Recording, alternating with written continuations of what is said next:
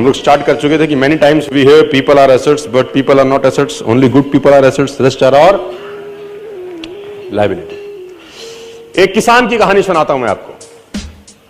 एक बहुत मेहनती किसान था। वो बहुत मेहनत से अपने खेत की रक्षा करता था, बीज बोता था, फसल उगाता था, उसको काटता था और पैसे कमाता था। बड़ा ईमानदार था अपने काम के अंदर। लेकिन अब उसका खेत बहुत बड़ा हो गया, पैसे उसने कमा लिए, तो आसपास का भी जमीन उसने खरीद लिया। अब उसको एक सपोर्ट सिस्टम का जरूरत पड़ा।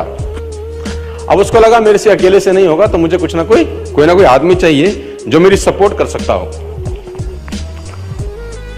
तो उसने इंटरव्यू लिया 2-4 लोगों का कि यार क्या तुम मेरे खेत में मेरी सपोर्ट करोगे, ये तुम्हारा सैलरी है।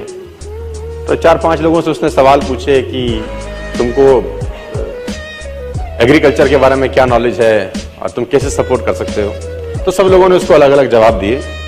उसको किसी का जवाब समझ नहीं आया तो उसने सबको रिजेक्ट कर दिया।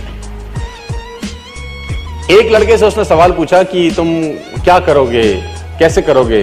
तो उस लड़के ने बड़ा अटपटा जवाब दिया, समझ उसको नहीं आया, लेकिन उसने उस जवाब के कारण उसको रख लिया। उसने बोला तुम क्या करोगे। वो बोला I can sleep when the wind blows, जब बहुत तेज हवा चलेगी तो मैं सो जाऊंगा। उसको समझ नहीं आया, लेकिन उसने इसके अटपटे जवाब के कारण उसको रख लिया। इसका पता नहीं क्या मतलब है, देखते हैं। अब वो दोनों खेत की रक्षा करने लगे। बढ़िया फर्स्ट क्लास फसल होती थी, काटते थे। एक बार रात को जो मालिक था उस खेतों का, उसने दौड़ते दौड़ते ढूंढा उस आदमी को जिसने उसको नौकरी पे रखा था, I can sleep when the wind blows को, और दौड़ते दौड़ते गया क्योंकि बहुत तूफान आ गया। तो उसको लगा यार ये फसल मेरी खराब हो जाएगी और जितने भी जानवर बंधे हुए हैं ये सब इधर उधर भाग जाएंगे। तो फटाफट, देखो सो रहा है पागल आदमी इतना तूफान में, तो कम से कम उसको फसल की रक्षा करनी पड़ेगी। ऊपर कुछ डाले, कुछ करे, जानवरों को पकड़े, ये देखे। और वो अंदर गया तो वो आराम से मस्त सो रहा था। उसने बोला उठ, तेरे को पता नहीं कि तेरी नौकरी क्या है। उसने बोला मैंने तो कहा ही था I can sleep when the wind blows. उसने कहा ये पागल बेवकूफ आदमी है, कहां मेरे पल्ले पड़ गया है, मैं खुद ही करता हूं, तो जब तक जागेगा तब तक काम हो जाएगा।